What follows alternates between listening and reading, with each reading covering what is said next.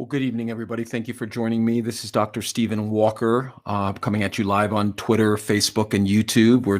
I'm doing my twice a week mental health live stream. Tonight, we're going to talk about how to develop more mindfulness and why mindfulness is important. You know, we hear a lot of talk online and books and, all over the place about mindfulness and what it is and what it isn't. And I'm going to just get into a little bit of, some different ideas of what it is, how I use it in my practice to help people every day, and how to develop it more in your life to help you be more aware of your thoughts and emotions and how that can be helpful. But just as a reminder, if you're catching this on YouTube live, or if you're catching this after I post it, please remember to subscribe and hit the notifications button.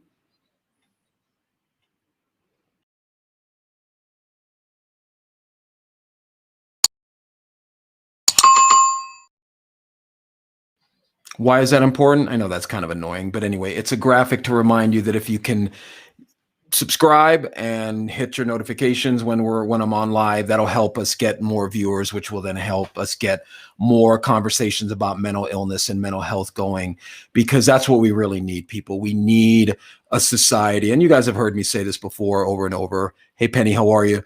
We need to have a society where people are talking about what's on their mind more, what's troubling them, what's going on internally to them, because otherwise we have the culture we have where people internalize things, they drink it away, they shop it away, they don't deal with it from a position of, it's okay that I have these emotions, it's okay that I have these negative feelings.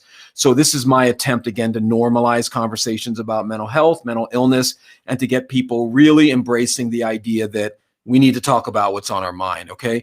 So let's get into the topic tonight. And again, remember, I am going to talk for 15 or 20 minutes.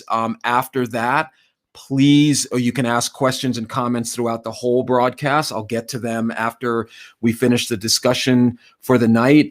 You can take me wherever you want to go. If there's something on your mind, if you have a question about something, or if you have a question about what I'm talking about, please post it. Please ask it. This isn't just about me coming on and talking. This is about you engaging with me, a licensed mental health professional, so that you can realize, I got to work on my issues. I got to work on what's going on in my mind and in my relationships and wherever it may be, in order to get healthier, in order to heal, in order to help yourself live more of that potential that we all hear about. And I'm going to do a live stream about what I call the myth of unfulfilled potential. This idea that we all have this feeling that we're not as good as we should be, or that we're not living up to our potential. And we're going to talk about that. But tonight we're going to talk about mindfulness. So again, what is mindfulness? So mindfulness is actually a Buddhist concept. It started in, I don't know if it started, but I mean, it was popularized by Buddhism and mindfulness. Hey, Ali, how are you? Mindfulness was first brought into people's consciousness as a way to become more aware of their surroundings. People use it in meditation. You become more aware of your breathing. These are all very useful techniques, because what mindfulness will teach you is that you have the ability to get out of your mind, literally, and into your breathing, or into the room around you. And you can center yourself in different parts of your body. There's mindfulness meditations, there's mindfulness yoga, there's mindful psychology. There's a whole bunch of different techniques to mind, or different layers of mindfulness. So I'm going to break it down into two forms of mindfulness for tonight's discussion. Remember, this is a huge, huge topic, and I encourage you to, go into Google or whatever search engine you use and look up mindfulness and see some of the resources. So the first way that we can become mindful, and I'm going to do another live stream at some point on meditation, and a particular form of meditation I've been using for 20 years now with my clients. It's called Vipassana meditation. Vipassana meditation is an Indian form of meditation, and I'll get into that. You can look all that up again. But it was actually used in India, Indian jails, prisons, to help lower their recidivism rate. But we're not going to get into that today. We're going to talk about mindfulness. So one level of mindfulness. Hey, Samantha, how are you? Thanks for joining. One level of mindfulness is you center yourself, you breathe. You feel the air going in and out of your nose. You feel you're breathing more. You feel the environment around you. All very useful forms of meditation, and all useful forms of ways to settle yourself down, whether you have anxiety, depression, trauma. Different things can be accessed by just calming yourself down and breathing. Okay. That's one form of mindfulness. The other form of mindfulness, and I think maybe, some of you guys may have heard me talk about this before, is something called metacognition. Okay. So metacognition is the idea of thinking about your thinking, being aware of what you're thinking and feeling. That's a different form of mindfulness.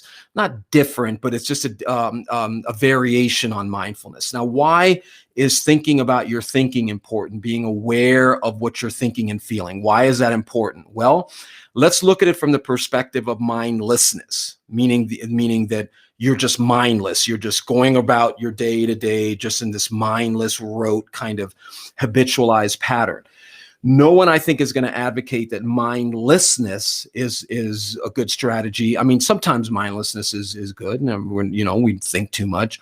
But the idea of mindfulness or metacognition, if you think about the word meta, so meta is obviously above. It's a larger overview. So if you look at in terms of studies, if you're reading a meta study or a meta analysis, you're reading an analysis of a bunch of analyses. So you're looking at different studies all grouped together and seeing what the trend line is. So metacognition is thinking about your thinking, being able to develop what the Buddhists call a witnessing presence. Okay, I'm not pushing Buddhism on anybody. We're simply talking about a psychological technique where you become aware of what you're thinking and feeling. Okay. Now, some people might say, well, dude, I don't want to be aware of what's in my mind. I don't want to think about what's in my mind. And that's the problem, as we talked about last week. Not thinking about what's on your mind, not being aware of what you're thinking and feeling is one of the reasons why negative thoughts and emotions just proliferate within us. It's literally like an unchecked garden, like an untended garden where you have all the weeds growing and everything's just free forming. Metacognition or mindfulness allows you to become aware of what you're thinking about. And one of the techniques or one of the metaphors I use when I'm working with somebody is the idea of racism. Okay. This isn't a conversation about the merits or the demerits of racism. This is a conversation about racism as a conditioned state of awareness, meaning that there are no racist children. My 5-year-old here sitting here doing his math is not a racist. Now, if I tell him years and years of training and conditioning to hate, XYZ people or this group of people or whatever, he's going to grow up thinking that he's a racist. He's going to grow up thinking that that's who he is. Now, let's say he grows up and he starts thinking about his thinking, and he starts thinking, well, wait a minute. I mean, all purple people are bad. All people from Mars are bad. He starts thinking about his thinking. Now he becomes aware of what thoughts he's allowing to just pervade his thinking. That's where mindfulness comes in. Mindfulness comes in and allows the individual to question their thinking. They become aware of what they're thinking about. Very useful topic when it comes to trauma. Very useful topic when it comes to, or technique when it comes to being able to make changes in your life. The first step in any change process is being aware of what you need to change, being aware of what's happening in your brain, in your mind, that is causing you to feel what you're feeling. That's where the power of mindfulness.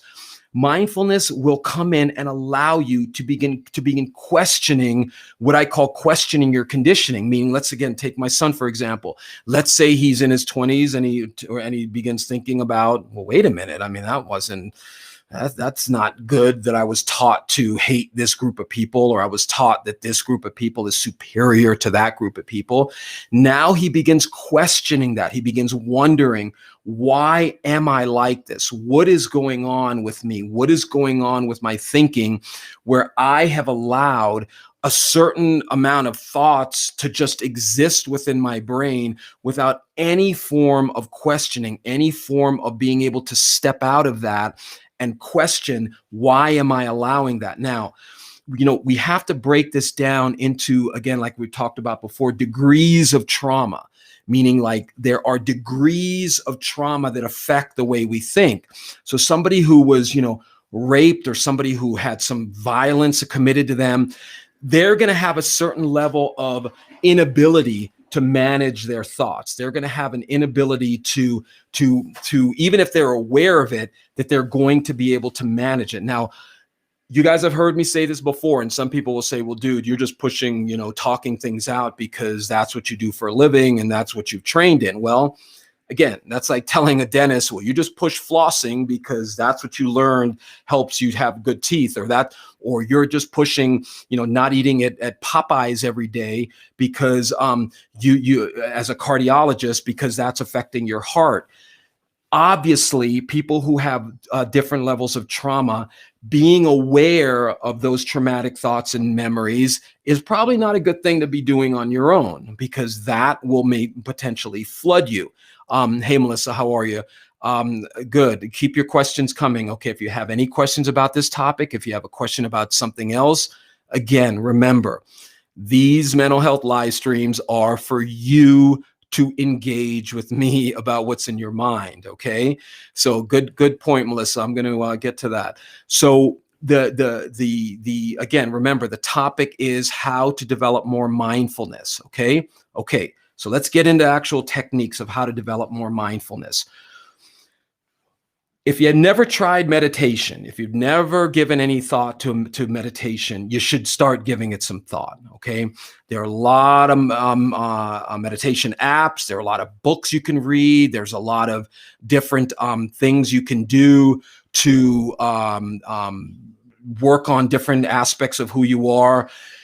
Meditation is one form of slowing down your thinking. Okay, that is a form of being able to sit quietly, focus on your breathing, and then just allow yourself to begin witnessing your thoughts, thinking about your thoughts. Hey, Melissa, how are you? I think you're talking about your husband. So tell Maurice I said hello. And yeah, that's great. I hope that our last live stream was helpful in getting him to maybe, hey, I got some things I got to work on, as I do. We all have issues.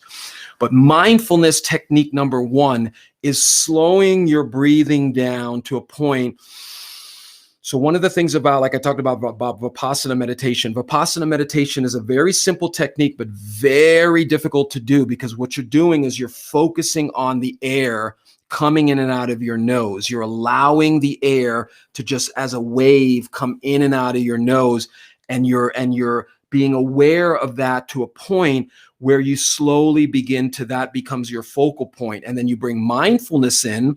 You allow your mind to drift away. Well, not allow, your mind will drift away. You become aware that it's drifted away, and you pull it back to the air coming in out of your nose. Now, some people that I talk to about this will say, well, man, I try to meditate, but my mind keeps drifting, so I just give up. But the key to understanding meditation is that is what meditation's about. Meditation's about centering yourself in your breathing, being aware, mindfulness, being aware of when your thoughts have drifted away, and slowly pulling that back so that you can be aware that your mind has drifted away and pull it back. I mean, it sounds simple, but people look at the mind drifting away as a negative thing. They look at it like, oh, I'm failed at meditation. It's just the opposite. That is what meditation is. And this was taught to me by a Buddhist monk friend of mine when I was in Hawaii at my doctoral program, named Somaloka, who taught me that. I was actually having dinner with him one night, and he always said to me, "Oh, you're the only one that invites me out to dinner and movies. Everyone else wants to meditate with me." So we ended up having a good friendship, and unfortunately, I lost touch with him. I think last I heard he was in California. So hey, Somaloka, if you ever see this, call a brother up. But anyway, So I was asking him, I'm like, so Maloka, it's so hard for me to meditate, and my mind drifts away, and I look up and he's smiling at me, and I'm like, dude, what are you smiling at? And he's like, that is meditation. And that was the first time that I ever got somebody ever kind of righted my brain, so to speak, and said that is what meditation is. Meditation is the drifting away, being aware that you've drifted away and pulling it back to that center point of your breathing. That's one of the best techniques to begin working on relaxation, allowing yourself to feel what you're feeling, allowing yourself to be aware of your thoughts. Another easy way to become aware of your thoughts is to literally sit somewhere and just become aware of what you're thinking about, whether you're upset, whether you're, hey Kat, how are you? Welcome back. Whether you're anxious about something, whatever it may be. Mindfulness will help you become aware of what you're thinking about, because that is one of the keys to changing your thought process, okay? Unhealed, as you've heard me say before many times, unhealed emotional wounds are the scourge of our society, okay? I know we have many problems. I know that. I know we have political problems and all of that. But if you really stop and think about it, everything is a projection from inside out. Everything. We are all projecting outward what's going on within us. And most people are not even aware of what is going on in their mind, or they're aware of it at a level where they don't want to deal with it. They know there's pain in there. They know that there are things in there that they don't want to deal with, and they continue. Please stop that. Thank you. Sorry. COVID realities with childcare.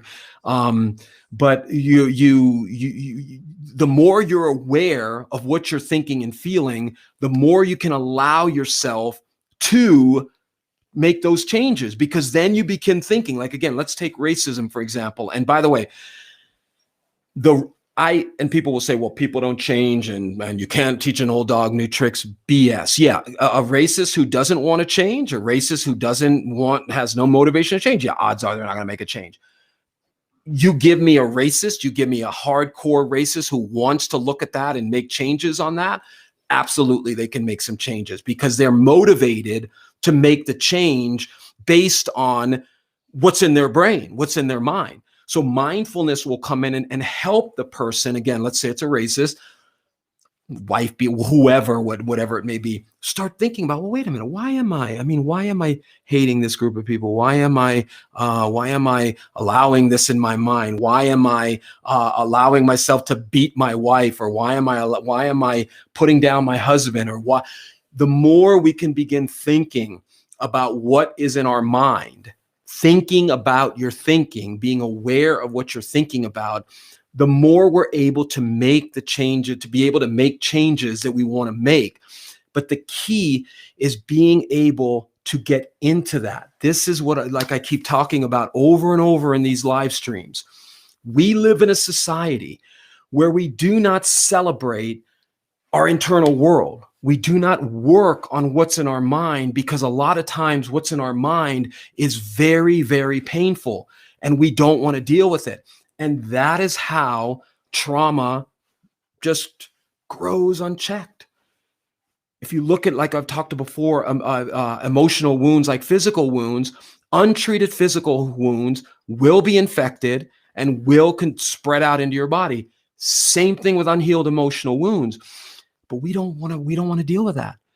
Mindfulness comes in and helps you become more aware of how you got that way. And I blend that mindfulness with various forms of psychotherapy, cognitive behavioral, psychodynamic, different forms of trauma treatment, different forms of exposure therapy.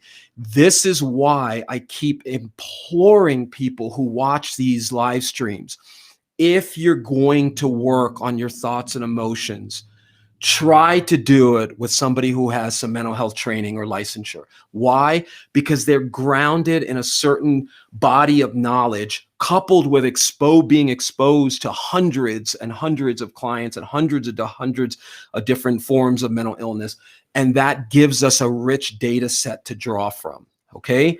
So to sum up, if you haven't tried meditation, if that's something that you've always wondered about, give it a shot. Okay. Meditation with I combine Vipassana meditation with mindfulness is a very powerful form of meditation that will help you become more aware of your thinking. Now, remember, if you've been exposed to copious amounts of trauma and you know that, then it's better to do this with somebody who can help you work through it. Because what you don't want is to flood yourself, meaning, so flooding, as I've talked about before, is an overexposure to trauma. And I use the gentleman from the American Sniper movie who took an Iraqi war veteran to the shooting range and flooded him, overexposed him.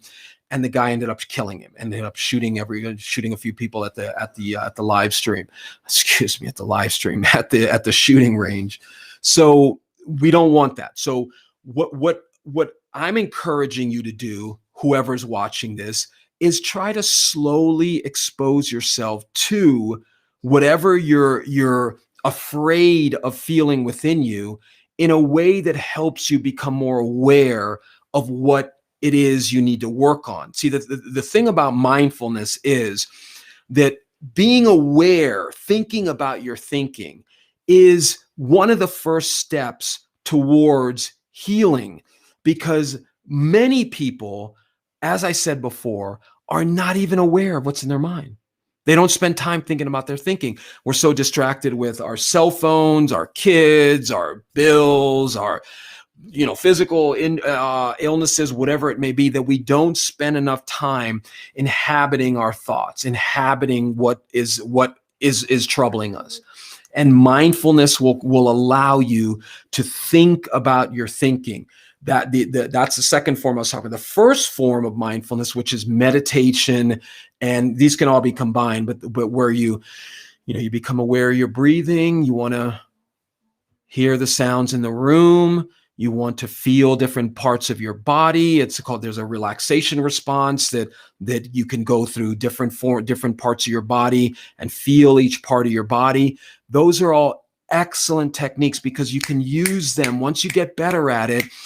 Your husband's pissing you off, or your wife's doing something you don't like, or your boss is doing something, or whatever, you're experiencing anxiety, or somebody's upsetting you.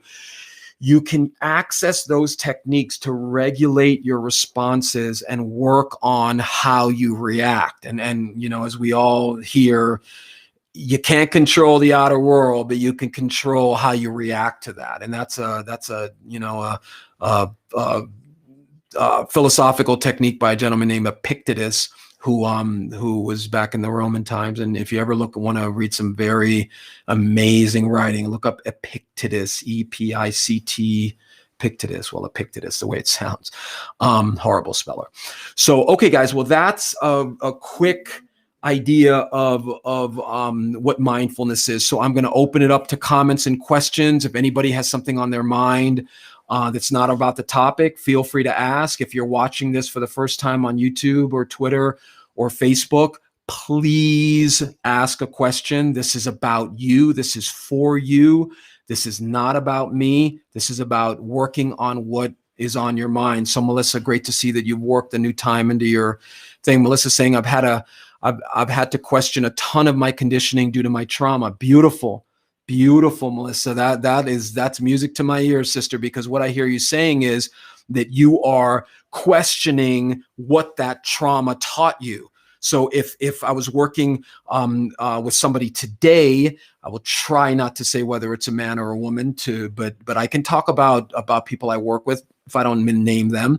But this person was saying that they had experienced copious amounts of emotional and psychological and physical abuse growing up. So obviously, one of the things this person learned was a very low self-esteem. They learn to, as we were talking, to bully themselves because they were so bullied.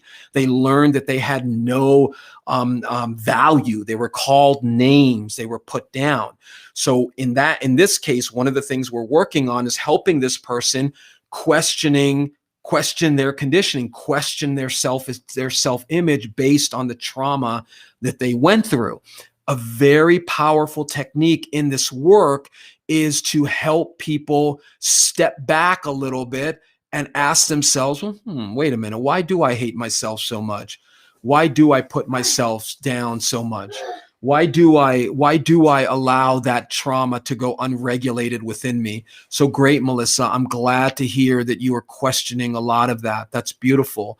Let's say, good. Maurice says hello. Yes, Samantha, let your mind drift. Melissa saying, I gain a lot of self-control with my meditation. Beautiful. Controlling where I allow my thoughts to go. Beautiful, Melissa. It sounds like you're really, engaging with that. You're really working on those thoughts that before would work on you. So that's great. Ali is saying, Dr. Stephen, a spiritual teacher on YouTube, said in his video that if you meditate every day for an hour for 6 months, then your depression will severely be reduced. How true do you think that is? Well, great question, Ali. I don't know if this spiritual teacher has a lot of training in psychology, but meditation in of itself will help with a lot of negative emotion. Now, remember, as you guys have heard me say, there are degrees of mental illness. So my depression may be different than another person's depression. So I can't make a statement that's saying that meditation alone. I know people who have been meditating, in my family for many decades and still have issues out the wazoo. So you got to work on you got to work on what's causing those issues. You got to work on what's causing the depression. The meditation will help you manage the emotional and physiological response to that mental illness. And again, remember, mental illness, I'm talking about depression, anxiety, whatever, we all have a degree of it. But no, it's not going to solve or heal what is causing the depression. So if I'm depressed at, let's say, I don't know, man, I experienced a huge loss in my life and I'm depressed, or if I'm depressed that, like I was talking about the person I was working with today, because they had years and years and years of physical and psychological and emotional abuse, then they're depressed about that, then no, meditation alone is not going to be a silver bullet. But meditation will help you learn to regulate your thoughts and emotions. So when you say that the person's depression will be severely reduced, could be.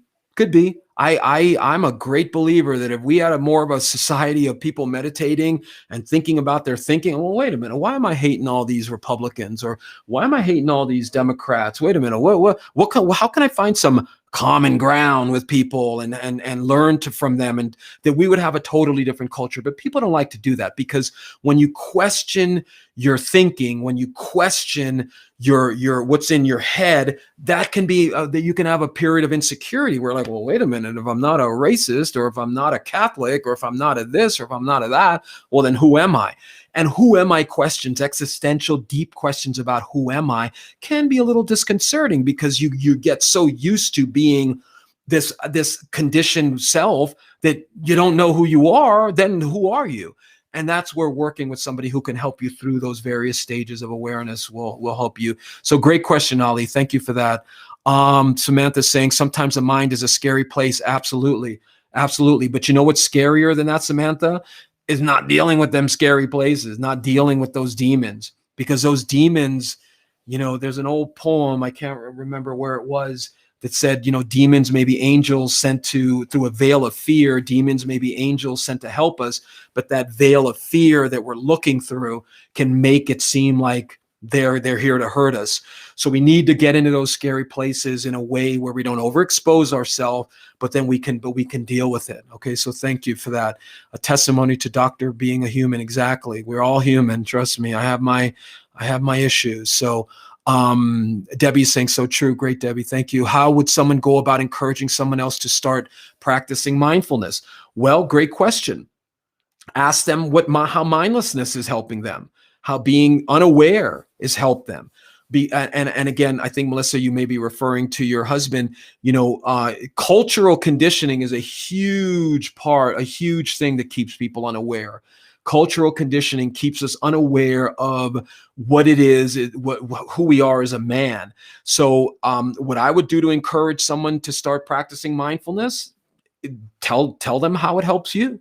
Talk about how you use it, how it's helping you heal, what it's doing for you. Maybe meditate together, practice that, read some books together, get into it, take some time and say, hey, let's just look this up. What do you think of this? And just engage in a conversation about this. Men are notorious for, I don't need no help. I don't need no directions. I know where I'm going. And men don't like admitting they need help. I fall into that myself too sometimes.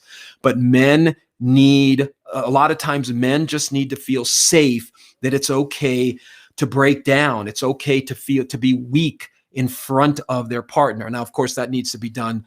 You can't be totally weak, because then who's going to like that? But there's a balance between that, and men need to be able to say to their wives or partners or husbands or whoever, look, I'm hurting and I need to work on this. So I would just encourage you, have a conversation with him about how mindfulness is helping you. How are you, Kat? I hope you're doing well. I noticed Melissa saying again, I noticed my reaction to certain behaviors didn't match up with how I actually thought about the behavior in question, working on reconditioning my reactions. Beautiful. And Melissa, a lot of those reactions that we all have are coming out of trauma. They're coming out of stuff we haven't worked on. All of us are guilty of that. People do not like admitting that their past is still affecting them. And that's one of the main roadblocks to working on your issues. Remember, I did the show last week about get over it or let it go. That shame, you're still affected by that. That's still bothering you. Yeah, maybe because you're still doing it. You're still picking at that wound. So yeah, Melissa, working on our reactions is very important. Michelle is saying, hey, Michelle, I feel like the more I try to be mindful, the more my emotions seem to overwhelm me. I tend to go mindlessly through my days so that I don't have feelings. Well, great. Thank you for sharing that, Michelle, because that's exactly what I was talking about a second ago. Mindfulness, what I'm hearing, Michelle, is there's some trauma, there's some unhealed emotional wounds in you that you need to work through with somebody in my field. You need to work through whatever is overwhelming you, because maybe you're right. Maybe it is too much for you to do on your own. And like I said before, this is a perfect example. And no, Michelle and I did not set this up. This is exactly what I'm talking about. That mindfulness, when you're aware that something may overwhelm you, that's your intuition. That's something telling you, whoa, Nelly, whoa, hold on here. This might be too much. But doing it, I love you too. The more we are allowing ourselves to feel those feelings in a therapeutic way, the more we can become exposed to them slowly and build up tolerance to deal with them. That is what exposure therapy is about. It's about the idea that if I'm afraid of snakes, not thinking about snakes is not going to help me get over that fear of snakes. Now, maybe if you don't have to deal with snakes, that's okay. Just don't think about it. But if you're going to the Amazon, if you're going to work with snakes, you need to slowly build up resistance. So Michelle, my sister, there's something in there that needs to be healed, okay? You got to accept that. You got to make that okay, that something in you needs to be healed, and you got to start working on it. You got to find someone that you can talk it through, because if whatever emotions are overwhelming you, that could be a sign that there's something in there that needs to be treated, okay? Don't give up, Michelle.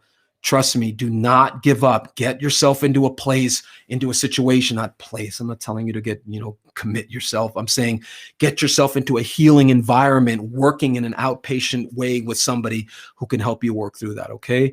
Ali is saying, do you think it will help with many different areas? Yes, absolutely. Such as self-discipline and better control over oneself? Yes, and self-esteem? Absolutely. But combining that with how that conditioning, what those belief systems are that are making you depressed, is a powerful way to work on that conditioning, work on those emotional wounds. Emotional wounds can heal, people, okay? I'm not saying they're gonna go away and you're never gonna think about it and never be affected by it, but they can absolutely be healed. Most people have unhealed, infected emotional wounds that they're not dealing with it at various stages of infestation. So, and I'm not minimizing it, because I know I've talked openly about some of the things I've worked on these live streams. Why do I talk openly about it? Because I've worked on them. Because I know what it feels like to be encumbered by those emotional wounds and affected to the degree that you don't even like yourself, okay? I wouldn't have dreamed of doing these live streams about 15, 20 years ago, okay? So Melissa's saying, replying to Michelle, maybe practice trying to be mindful of the emotion that you embrace, address each emotion as it comes in turn over and see where it's coming from that decide what you want to do with the energy attached to the emotion. The more I practice letting go of emotions that don't benefit my growth, the easier it is to become. First off, Melissa, this is my live stream. I'll say, okay, so keep your, no, I'm kidding. That's excellent advice. But what I would say to Michelle is, Michelle, be careful overexposing yourself, okay? If you feel an uneasiness already that you're going to get overwhelmed, you may want to trust that, but that doesn't mean trust it and don't deal with it. That means, whoa, this is a little bit too much for me to handle in this environment or with my skill set. Let me get myself into a place where I can deal with that, okay? So Kat is saying, this is Evanora, I'm good. Kat hasn't been out since last week. Well, what's going on with that, Evanora? Why aren't we letting Kat out? What's going on there? So some of you may not know, Kat has dissociative identity disorder because of some trauma she went through. So Evanora, why hasn't Kat been let out? Why don't you answer that for me? Rose is saying, oh, and by the way, I wanted to comment on something Rose posted on the our Facebook page, which I don't know if I'm going to be able to pull this up. I want to share something that I'm doing here. So I'm running a GoFundMe. I've set up a mental health fund to help people get treatment for mental health or whatever if they can't afford it. Okay, there's a GoFundMe link. All of that, 100% of whatever you donate goes towards helping people with their deductibles, or goes to people who can't afford therapy. So, you know, Rose, thank you, Rose, because Rose, I'm going to read what Rose said, because it actually gave me a nice little chill. With all of you tuning in and watching the live broadcast, remember that Dr. Stephen Walker has been doing all of this on here for free and will help us challenge ourselves and become knowledgeable, wiser, and basically giving away free new tools for our brain arsenal to learn and how to manage our mental health conditions. So let us come together and be there for one another and give a little. It actually mentally feels better to be able to give even when it's hard, because of what it's helped others and how it helps others. Yes, absolutely. Please, if you can donate to this mental health fund, 100% goes towards people who can't afford treatment. Okay. So thank you, Rose. I wonder if I can share. How do I do this? Let me see here a minute. I have this new program here. Let's see here if I can share this. Can you guys see this? I don't know if you can see this, but here's the link on the front page of the website, of the Facebook page. So I don't know if you can see that, if that worked, but yes. And thank you, Rose, for bringing that up. So Rose is saying singing sound bowls. Those are all great meditation techniques. Truly can help you get into that deep mindfulness meditation. You can even YouTube some good sounds and frequencies and see other people experiencing while they meditate. Exactly. Absolutely. A mantra, om, home. Just focusing on a sound can help you get out of that mental stream. Thank you, Rose, and thank you for all your support. Hey, Janie, how are you? Hey, Doc, I've worked on many different issues in my years of therapy, but I have been hypervigilant and very jumpy as long as I can remember. Well, again, Janie, and again, I'll always point this out. Janie's on the front lines of the pandemic. Healthcare worker out there putting her life on the line to help other people. So thank you, Janie. Well, yeah, Janie, if you've been hypervigilant, and hypervigilance, for people who don't know, is that feeling that something bad is about to happen. That's hypervigilance. You're hypervigilant. You're waiting for the next shoe to drop. That's a form of trauma. That's definitely a form of trauma. So what I would encourage you to do, Janie, if you're working with somebody now, talk about that with the person you're working with. Get into what you're afraid of happening. What are you hypervigilant about? What are you expecting What are you expecting to happen? Okay, but again, Janie, remember, you got to make it okay that you have hypervigilance, that you're working on this. You've got to make it okay that you are dealing with how you're feeling. Okay, that is one of the keys here. Janie, for example, might hate herself or think, "Oh my God, I can't believe I'm still being affected by this trauma." That will keep the trauma set in. I'm not saying to love it, but the process is saying, I am hypervigilant and jumpy. What is going on there? Trying to trace that back and slowly work through that. But Janie, a lot of loss in your life, sister, and that doesn't heal easily, and it's got to be worked on. So Michelle saying, I'm in trauma therapy, just fear the tears. Now, that's good. Never heard that. Fear the tears. I like that. Why, Michelle? Why are you fearing the tears? Where did you learn that crying was bad? How are you conditioned to look at weakness as a bad thing? That's something I would work through with whoever you're working with. Where did you learn to fear tears? Crying is actually a sign that you're healthy. Imagine if you weren't able to cry. Imagine if you weren't able to feel that emotion. That's more concerning than the tears. People who cry and feel painful emotions actually are healthier than people who don't feel anything. It's somewhere along the way, Michelle learned that there's something wrong with fearing pain, fearing weakness. Okay. Rose is saying, I also get overwhelmed when I meditate, but then I eventually release it at the end of the meditation and even cry it out. Beautiful. Then I feel better even after going through those flashbacks of the traumas, because I know I survived and moved forward. Beautiful. Excellent, Rose. Beautiful. That's exactly what people need to hear. This is like you heard me say since day one, you got to feel it to heal it. Okay. But healing it and feeling it, there are techniques of that. Okay. You don't want to flood yourself. Sam saying we love Kat. Yeah. Kat's Alter saying she regressed and she hasn't wanted to come back yet. So we're not forcing her. Okay, great. Well, it sounds like you guys are all learning to work together. Please take it easy on Kat. Remember, Kat is the one, Evanora, that was traumatized. Excuse me. And we don't need to be fighting for control anymore. We can all live together. That's great. Soothe her. Okay.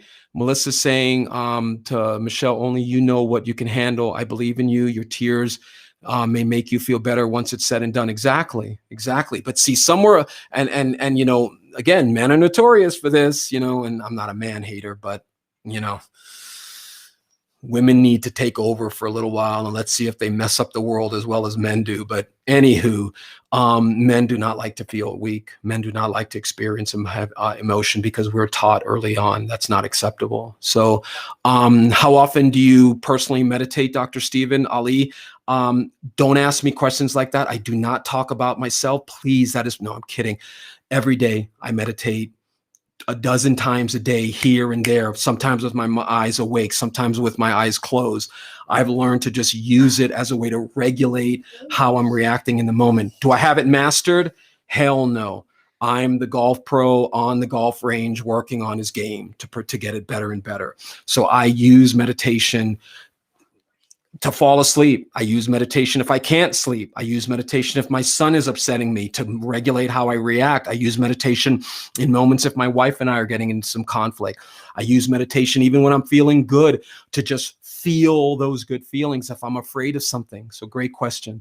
Thank you.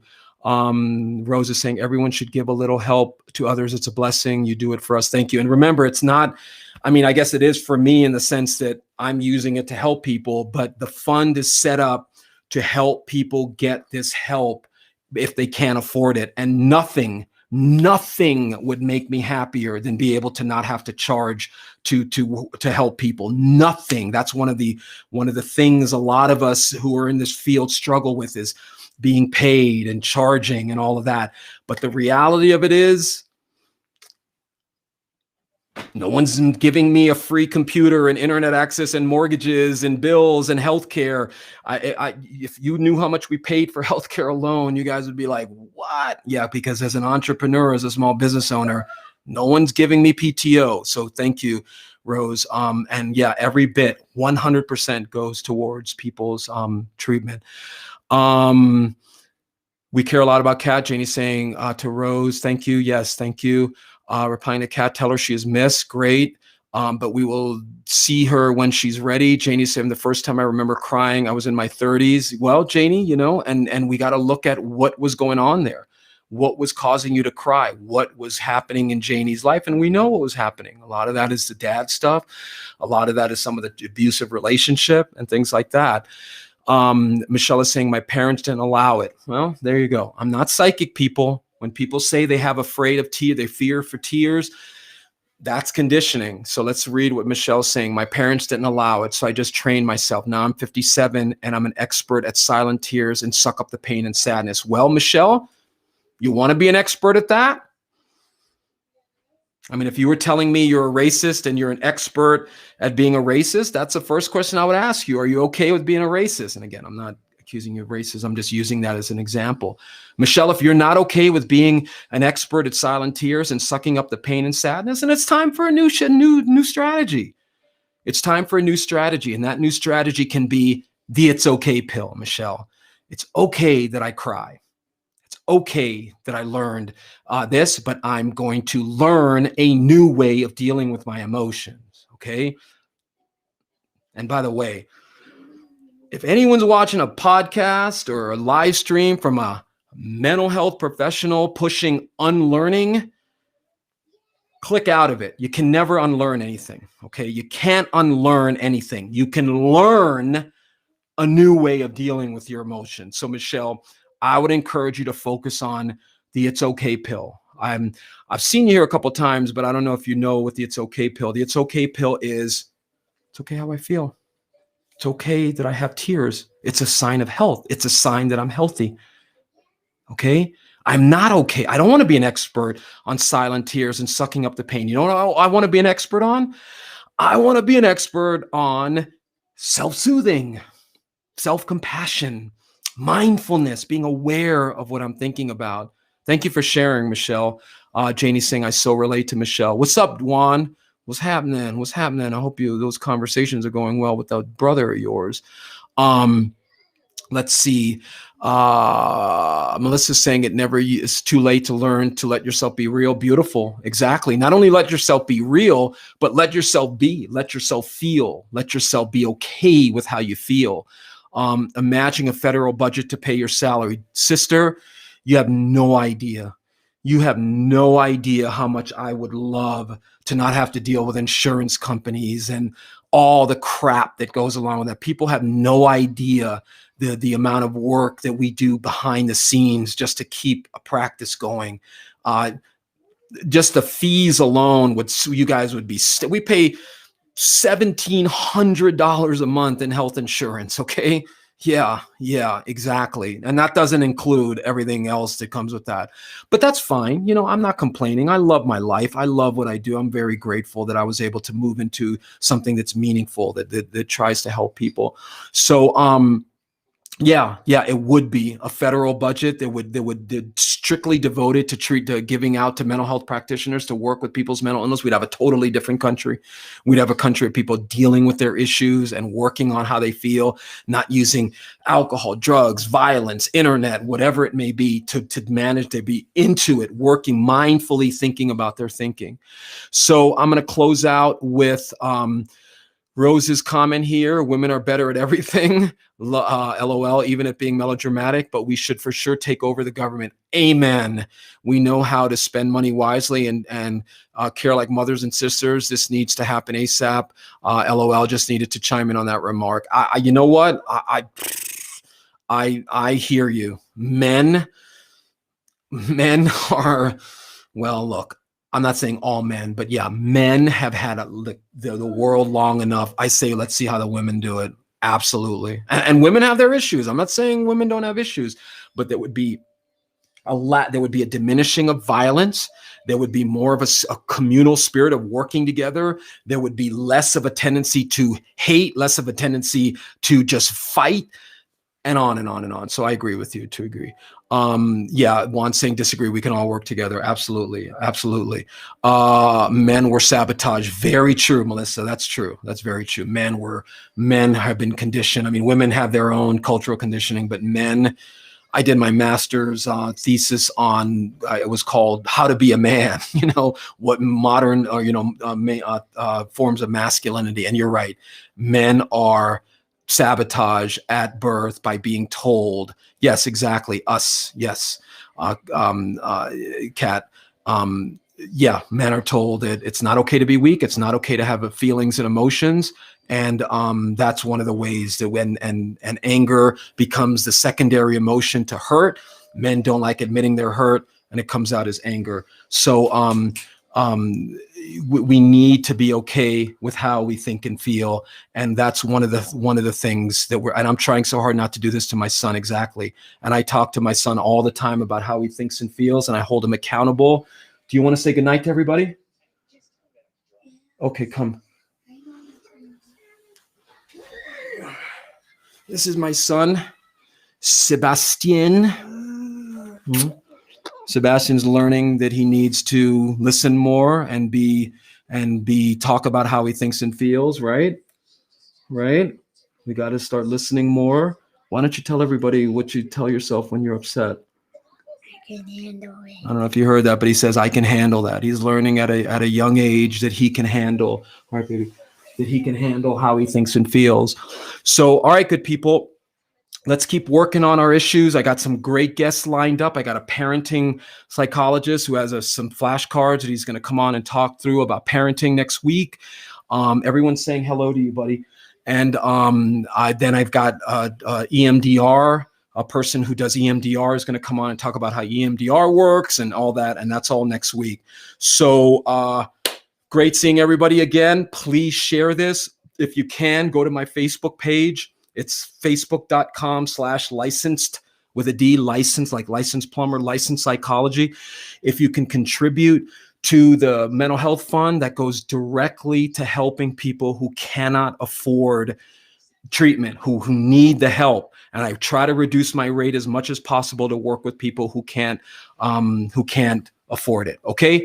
All right, everybody. So Ali, we'll talk. Juan, and if he can't handle it,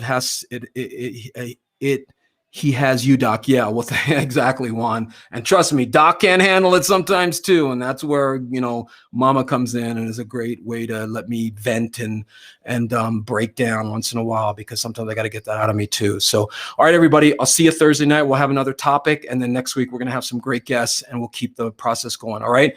So we'll see you in 2 weeks. In 2 days. Don't forget, if you're on YouTube and you're catching this, please subscribe and hit the notifications button so you can know when we're live. Okay, guys, take care. Keep working on our issues. Do not give in to the idea that people can't change. Okay, everyone can heal. Everyone can work on their issues. All right.